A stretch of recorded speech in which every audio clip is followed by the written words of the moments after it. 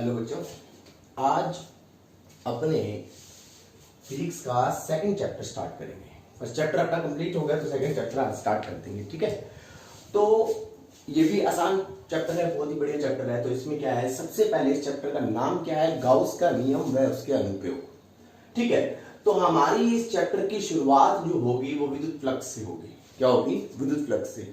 11वीं में आपने पढ़ा था कि क्षेत्रफल जो होता है वो एक सदिश राशि होती है। कौन सी राशि होती है? सदिश राशि। ठीक है, और आपने वहां पे अदिश गुणनफल और सदिश गुणनफल दोनों के बारे में बात की थी। ठीक है, तो सबसे पहले अपने बात करते हैं विद्युत फ्लक्स की। तो अगर मेरे को वैसे नॉर्मली डेफिनेशन देनी हो, कोई परिभाषा देनी हो, तो अपने ये कहेंगे कि किसी भी बंद पृष्ठ से, मान लो कैसा भी है, चाहे ऐसा है चाहे किस तरीके का भी है, लेकिन है क्या? बंद पृष्ठ। इस बंद पृष्ठ से गुजरने वाली विद्युत बल रेखाओं की संख्या, कौन सी संख्या?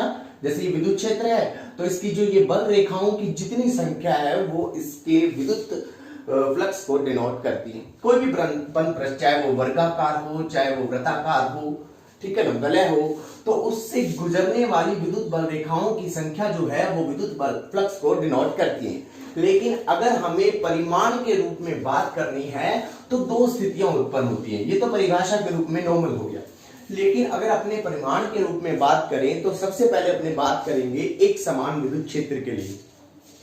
कहता कि मान लिया कि एक समान विद्युत क्षेत्र लगा है और उसमें हमने ये एक बंद पृष्ठ रख दिया। क्या रख दिया? बंद पृष्ठ। इस पूरे बंद पृष्ठ का क्षेत्रफल क्या है? S। ठीक है, और ये मैंने उसकी डायरेक्शन मतलब इस तरीके से रखा हुआ है, मतलब विद्युत क्षेत्र ऐसे लग रहा है और हमने उसमें इस तरीके से ये पृष्ठ रख दिया है। ये पृष्ठ जो है ना, ये तो पृष्ठ है, लेकिन ये पृष्ठ के एरिया को डिनोट कर रहा है। जो अपने को ये यहाँ पे शो हो रहा है, ये क्या है? इसके एरिया को डिनोट कर रहा है, तो इसकी डायरेक्शन ये है। ठीक है, अगर अपने बात करें तो पृष्ठ के क्षेत्रफल की डायरेक्शन ये और विद्युत क्षेत्र की डायरेक्शन ये। कौन सा है? एक समान विद्युत क्षेत्र में बात कर रहे हैं। तो इस स्थिति में यदि हम विद्युत फ्लक्स की बात करें तो विद्युत फ्लक्स तो एक तो बात ये है कि डिनोट करते हैं किससे? फाई से। बहुत बार 11th में यूज किया है। ठीक है, तो किससे डिनोट करते हैं? फाई से। आप बोलेंगे कैसे? कहता कि किसी बंद पृष्ठ से गुजरने वाले विद्युत फ्लक्स का मान उस बंद पृष्ठ से परिबद्ध कुल विद्युत क्षेत्र और उस पृष्ठ के क्षेत्रफल के अदिश गुणनफल के बराबर होता है। ये डॉट का साइन किसको डिनोट करता है? 11वीं में हमने पढ़ा, अदिश गुणनफल को डिनोट करता है। ठीक है, then value of phi is equal to क्या आ जाएगा? E S cos theta. क्योंकि हम जब डॉट प्रोडक्ट हटाते हैं तो हमारे पास क्या आ जाता है? कोस थीटा आ जाता है। अगर हम इसके आगे बात करें, ये तो था एक समान विद्युत क्षेत्र की बात। अगर हमारे पास कंटिन्यूस ना हो, मतलब असमान हो, तो उस स्थिति में मान लो कि भाई ये एक विद्युत क्षेत्र लग रहा है और यहां पे एक पृष्ठ रखा है। हमें नहीं पता वो पृष्ठ कैसा भी हो सकता है। ठीक है, वृत्ताकार, वर्गाकार, कैसा भी आप डिनोट कर सकते हो। इस पृष्ठ का कुल क्षेत्रफल तो S है। कुल क्षेत्रफल तो कितना है? S है, और विद्युत क्षेत्र ये लग रहा है E। ठीक है, लेकिन कौन से वाले की बात हो रही है? एक समान विद्युत क्षेत्र, असमान की, सॉरी, किसकी बात हो रही है? असमान। तो उस कंडीशन में हम इसको कैसे करेंगे? मान लिया कि हमने यहां पे एक अल्पांश ले लिया। क्या ले लिया? अल्पांश, क्षेत्रफलीय अल्पांश। इस क्षेत्रफलीय अल्पांश की डायरेक्शन है ये। बिल्कुल वही तरीका है, बस डिनोट करने का तरीका मैंने चेंज कर दिया। हम जैसे हमने 11वीं में अल्प लेके पूरे का मान निकालते हैं समाकलन विधि से, वैसे यहां पे करना है। तो कहता है कि एक अल्पांश ले लिया और इसकी डायरेक्शन ये है। तो इस कंडीशन से छोटे क्षेत्रफल से क्या होगा? कम विद्युत फ्लक्स, और पूरे से निकालना हो तो हम क्या करते हैं? समाकलन विधि। तो कहता है कि इस स्थिति में अल्पांश क्षेत्रफल ds से गुजरने वाला विद्युत फ्लक्स। अब इस स्थिति की यदि हम बात करें तो माइनर के लिए डी फाई आ जाएगा is equal to E vector, तो वैसा का वैसा है, लेकिन यहां पे क्या आ जाएगा? D S vector. इसका यूज बहुत होगा, ध्यान रखना, पूरे चैप्टर में इस पॉइंट का यूज हो गई होगा, समाकलन वाले का। तो कुल के लिए क्या आ जाएगा? कुल के लिए, कुल क्षेत्रफल के लिए हमारे पास हम कैसे करते हैं? Phi is equal to in integration D phi. लेकिन याद रखना एक चीज बता रहा हूं, बंद पृष्ठ है तो यहां पे गोला लगाते हैं, इसको बोलते हैं परिसंचारण हिंदी में, या रेखा समाकल भी बोलते हैं, इंग्लिश में सर्कुलेशन भी बोलते हैं। ठीक है, तो ये पूरे पूरे बंद पृष्ठ को व्यक्त कर रहा है और हम वैल्यू रखेंगे, then value of phi is equal to integration E D S vector. ठीक है, और इसको आप ऐसे भी लिख सकते हो ई डी एस कॉस थीटा। क्या लिख सकते हैं अपने कॉस थीटा, क्योंकि डॉट प्रोडक्ट था तो उसको अपने किस में कन्वर्ट कर लेते हैं, कॉस थीटा में। देखो एक चीज यहाँ पे याद रखनी है आपको, ये कौन से के लिए, अल्पांश के लिए है, तो हम इसके लिए कुल के लिए याद कर सकते हैं। तो ये जो मैंने लिखा है ई डॉट डी एस इन इंटीग्रेशन में, समाकल में, और ये लिखा है, ये हमको कुल को व्यक्त करेगा। मतलब हमने अल्प लेके पूरे के लिए मान हमने ज्ञात कर लिया। ठीक है, फ्लक्स जो है वो एक अदिश राशि है, विद्युत क्षेत्र और क्षेत्रफल ये क्या है, सदिश राशि है। डॉट प्रोडक्ट है तो हमें पता है अदिश गुणनफल करने से क्या प्राप्त होती है, अदिश राशियां प्राप्त होती है। ठीक है, ये हमारे पास क्या था, विद्युत फ्लक्स का था, इसका स्क्रीनशॉट ले लो। अगर हम विद्युत फ्लक्स के मात्रक की बात करें तो आपको देखो मात्रक की बात करते हैं, देखो मात्रक कैसे ज्ञात करते हैं। ठीक है, क्या है, विद्युत क्षेत्र है, आपने याद होगा, आपने 10वीं में भी पढ़ा था, धारा वाले चैप्टर के अकॉर्डिंग भी पढ़ा था, और आपको मैंने पिछले चैप्टर में भी बताया था कि E इज इक्वल टू क्या होता है, F अपॉन Q होता है। क्या होता है, F अपॉन Q होता है। तो E is equal to F upon Q होता है, तो F होता है न्यूटन में, Q क्या होता है, कूलाम में। तो अपने क्या लिखेंगे, न्यूटन बटे कूलाम, और क्षेत्रफल किसमें होता है, मीटर स्क्वायर में। तो मात्रक क्या हो गया, न्यूटन बटे कूलाम इंटू मीटर स्क्वायर। ठीक है ना, या आप इसको ऐसे भी लिख सकते हो, न्यूटन मीटर स्क्वायर इंटू क्या आ गया, कूलाम इनवर्स। ठीक है, ये हमारे पास किसकी बात हो गई, मात्रक की बात हो गई। ये हमारे पास किसकी बात हो गई, सूत्र की बात हो गई। अब क्या होता है, जब भी हम मात्रक निकालते हैं तब हम विमा की बात जरूर करते हैं, और आपको मैंने विमा निकालना 11th में सिखाया हुआ है। ठीक है, तो विमा कैसे ज्ञात करते हैं, देखो विमा, ठीक है, देखो कैसे आएगी, देखो न्यूटन का क्या होता है, m1 l1 t माइनस 2, और मीटर मतलब लेंथ होती है, तो l का स्क्वायर बटे कूलाम का क्या होगा, A1 और T1 होगा। याद होगा आपको, I is equal to Q upon T। I is equal to क्या होता है, Q बाई T होता है। तो भाई कूलाम का Q is equal to I into क्या हो गया, T। I धारा है तो एम्पियर में होगी, और ये क्या है, समय है तो क्या होगा, T में होगा, A1 T1 हो गया। अब इसको ऊपर ले जाएंगे तो देखो क्या हो गया, M1 L2 है, L1 है, तो कितना हो गया, L की पावर 3, T की पावर माइनस 2 है, ये ऊपर जाएगा -1, तो कितना हो गया, T की पावर -3, A की पावर -1, और ये बड़े ब्रैकेट में क्रॉस कर देंगे। ये हमारे पास क्या आ जाएगी, विद्युत फ्लक्स की विमा आ जाएगी। तो ये टॉपिक था आपका विद्युत फ्लक्स का, तो आप इसका एक बार स्क्रीनशॉट ले लें। मैं देख लेता हूं कोई न्यूमेरिकल हो जो मैं आपको बता सकूं। ठीक है, हाँ, इसका ऐसा ही मात्रक आप न्यूटन मीटर स्क्वायर कूलाम के साथ साथ में आप वोल्ट अपॉन मीटर भी लिख सकते हैं। क्या लिख सकते हैं, वोल्ट अपॉन मीटर भी लिख सकते हैं। ये आपके आगे चैप्टर में पता लग जाएगा कि वोल्ट अपॉन मीटर कैसे लिखा। ठीक है, ये हमारे पास मुख्य सूत्र था। इसी के आधार पर हमने थीटा कोण पे लिया। ठीक है, हम किसी भी कोण पे 0, 180, 90 किसी भी कोण की स्थिति का उपयोग कर सकते हैं। तो वो देख लीजिए आप, मैं रफ कर रहा हूं इसको। 3 स्थितियां बनती हैं, तो 3 स्थितियां कैसे बनेंगी वो समझिए। देखो, कहता कि यदि ये हमारे पास एक विद्युत क्षेत्र है, ठीक है, ये क्या है, विद्युत क्षेत्र है, और हमने विद्युत क्षेत्र, पहली कंडीशन देखो, केस फर्स्ट की अगर मैं बात करूं तो क्या कहता, if theta is equal to 0 degree, मतलब विद्युत क्षेत्र और क्षेत्रफल दोनों के बीच में कोण कितना बने, 0। ये तभी बनेगा जब हम पृष्ठ कैसे रखेंगे, लंबवत। देखो बोलेगा लंबवत, लेकिन 0 कैसे हुआ, देखो पृष्ठ रखा है ऐसे, ठीक है, कैसे रखा, इस तरीके से रखा। ये देखो, ये रख दिया मैंने पृष्ठ कैसे रखा है, विद्युत क्षेत्र में लंबवत रखा है, लेकिन क्षेत्रफल की डायरेक्शन क्या है, इधर की ओर है, किधर की ओर है, इधर की ओर है ना, इस तरफ है। तो देखो दोनों की डायरेक्शन क्या है, सेम है। तो इस कंडीशन में क्या होगा, theta is equal to 0 degree. ठीक है, आप इसको बड़ा पृष्ठ भी बना सकते हैं ताकि शो ऑफ अच्छा हो जाए। तो इसको आप ऐसे कन्वर्ट कर सकते हैं कि भाई ये देखो,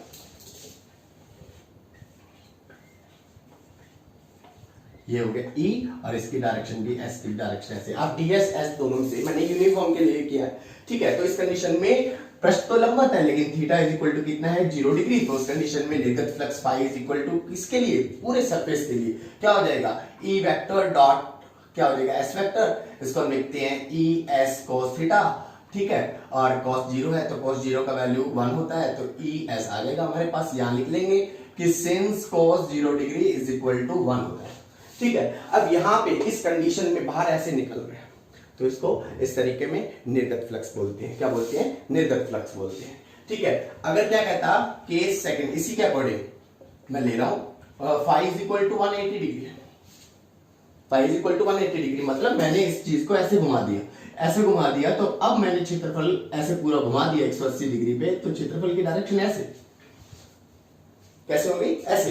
तो देखो अब क्षेत्रफल ऐसे है, लेकिन इसमें क्या कर रहा है, प्रवेश कर रहा है विद्युत क्षेत्र, इसलिए इसको क्या बोलते हैं, निवेशी फ्लक्स बोलते हैं। तो क्या हो जाएगा, phi is equal to E S क्या हो जाएगा, cos 180, क्या हो जाएगा, cos 180, then value of phi is equal to minus E S, तो ये हमारे पास क्या हो जाएगा, निवेशी फ्लक्स है।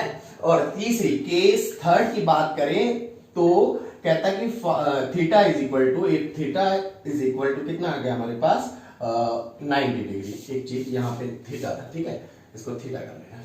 अब 90 डिग्री तो ऐसे बोलेगा, यदि किसी विद्युत क्षेत्र में एक पृष्ठ समांतर रखा, पृष्ठ समांतर है लेकिन क्षेत्रफल सदिश किधर है, ऊपर की ओर है, और विद्युत क्षेत्र किधर है, इधर की ओर है, और cos 90 का मान 0 होता है, तो उस कंडीशन में phi is equal to E S cos 90, since we know that cos 90 is equal to 0, then value of phi is equal to 0। उस कंडीशन में कोई भी फ्लक्स इससे नहीं गुजरेगा, सीधी सी बात है, इस समय अधिकतम गुजर रही है बल रेखाएं, ठीक है। जैसे ये देखो ऐसे पृष्ठ रखा गुजर रही है, ठीक है, ऐसे रखा तो भी गुजर रही है, लेकिन ऐसे रखा तो इस पृष्ठ से कुछ नहीं गुजर रहा, इस क्षेत्रफल से कुछ नहीं गुजर रही, ठीक है। तो ये आपका टॉपिक था आज का, आप उतार लीजिए, और नेक्स्ट लेक्चर में अपने क्या करेंगे, आवेश वितरण करेंगे और इसका न्यूमेरिकल भी बता देंगे, ठीक है।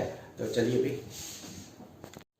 हेलो बच्चों, पिछले लेक्चर में हमने विद्युत फ्लक्स के टॉपिक की बात की थी, चैप्टर सेकंड की, ठीक है। मैंने कहा था पिछले लेक्चर में कि आपको मैं इसके एक दो न्यूमेरिकल बता दूंगा जो नॉर्मल से है, बहुत ज्यादा नॉर्मल है, जो फॉर्मूले बेस्ड है, ठीक है।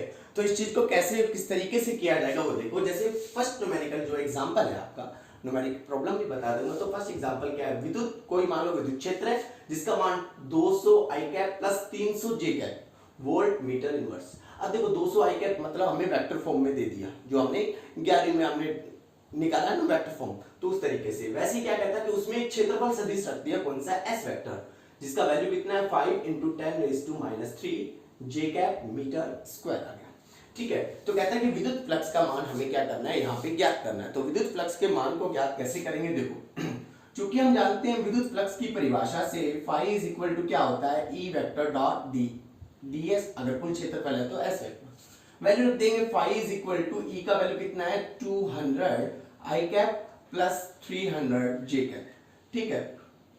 और ये क्या आ गया डॉट, और ये क्या हो गया 5 × 10⁻³ और ये क्या आ गया जे कैप। आपने 11वीं में पढ़ा था कि डॉट प्रोडक्ट में आई डॉट आई तो क्या होता है 1, जे डॉट जे क्या होता है 1, के डॉट के क्या होता है 1, और आई डॉट जे आई डॉट के या जो भी अल्टरनेटिव ना हो, जैसे आई डॉट आई ना हो, जे डॉट जे ना हो, के डॉट के ना हो, तो बाकी सारे क्या होते हैं 0, कौन से वाले में, डॉट प्रोडक्ट में। तो उसी अकॉर्डिंग अगर अपने यहाँ पे बात करें तो यहाँ पे तो हमें आई डॉट जे करना पड़ेगा, I dot J is equal to क्या होता है 0 होता है, ठीक है। और यहाँ पे अगर बात करें जे डॉट जे वो क्या होता है 1 होता है। उसी चीज के अकॉर्डिंग अपने इसको सोल्व करेंगे। तो देखो कैसे करेंगे, phi is equal to first step तो क्या हो जाएगा 0 हो जाएगा, क्या हो जाएगा 0, क्योंकि आई डॉट जे क्या होता है 0। लेकिन यहां पे अगर अपने बात करें तो ये आ गया प्लस का साइन, 300 × 5 × 10⁻³, ये जे डॉट जे क्या होता है 1 होता है, कितना होता है 1 होता है। तो फ्लक्स का अपने क्या लिख सकते हैं, यहाँ पे